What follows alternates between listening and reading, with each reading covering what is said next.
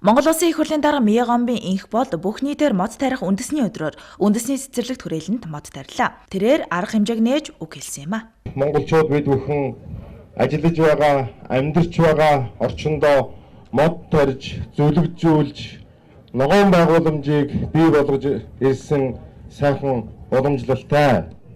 Би өнөөдөр цэцэрлэгт хүрээлэнд ирж мод тарихын арга хэмжээнд орохын тулд ер нь энэ дэлхий дээр мод тарж ургуулах энэ ажлыг хэрхэн яаж санаачилж уриалга болгож байсан бэ гэдгийг сонирхож үзэхэд 1872 онд Америкийн нэгдсэн улсын Небраска мужид бүх нийтээр мод тарих ийм уриалгыг гаргаж байсан төвхтэй юм байна.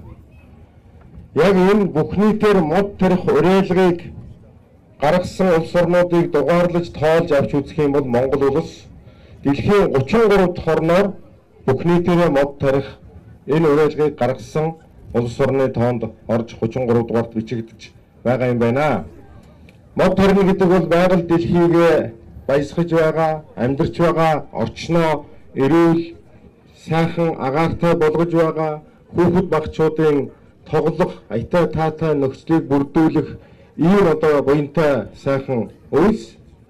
Бид бүхэн нийтээрээ мод тарж байгаа энэ үйл ажиллагааг сүүлийн 7 жилийн байдлаар аваад үзэх юм бол бараг 10 сая мод тарьсан гэсэн статистик мэдээ гарсан юм байна. Гэхдээ энэ 10 сая мод өнөөдөр 10 саяулаа ургасан уу гүй гэдгийг л бид нар сайн үзэж тооцож тэр статистиктэй бүртгэж байх ёстой. Үнэхээр 10 сая мод Монгол улсад сүүлийн 7 жилийн дотор тариад ургасан бол энэ бол маш том амжилт. Бид байгаль дэлхийг хамгаалж байгаа, их дэлхийдээ оруулж байгаа их том буян юм аа.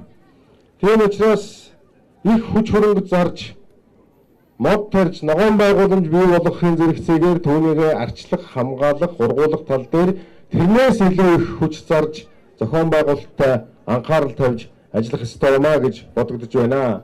Ингээд өнөөдөр нийслэл Улаанбаатар хотын цэцэрлэгт хүрээлэнд улсын их хурлтай хамтарч хүрэлцэн ирж мод тарж байгаа 40 гаруй байгууллага хамт олон та бүхэнд бүгдээрэнд нь ажлын амжилт, сайн сайхныг хүсэн өрөөе. Энэ мод тарих сайхан уянтай өдрийн хамтран зүтгэсэн энэ бас өдрийг үргэлж санаж дурсаж байх болтугай.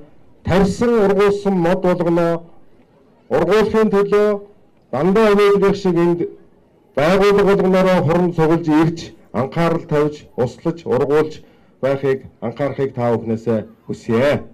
Нээлттэй ажиллагааны дараа Улсын их хурлын дарга, Улсын их хурлын гишүүд, нийслэлийн удирдлагууд болон Улсын их хурлын тамийн газрын ажилтнууд хуваарлагдсан талбайд мод тарьсан юм а. Энэхүү өдөрлөгт Улсын их хурлын гишүүн, Засгийн газрын гишүүн, Байгаль орчин аялал жуулчлалын сайд Оюун Хорол, Улсын их хурлын гишүүн Ганбаатар, Саран Чимэг, Ундармаа, Цэранбат, Цогцолмаа, Улсын их хурлын тамийн газрын ерхий нарийн бичгийн дарга Цолмон, нийслэлийн иргэдийн төлөөлөгчдийн хурлын дарга Сандуй, нийслэлийн засаг дарга бөгөөд Улаанбаатар хотын захирагч Батболд болон албаны бусад хүмүүс нийслэлийн төр захиргаа аж ахуй нэгж байгууллагын ажилтан албан хаагчид иргэд оролцсон юм а.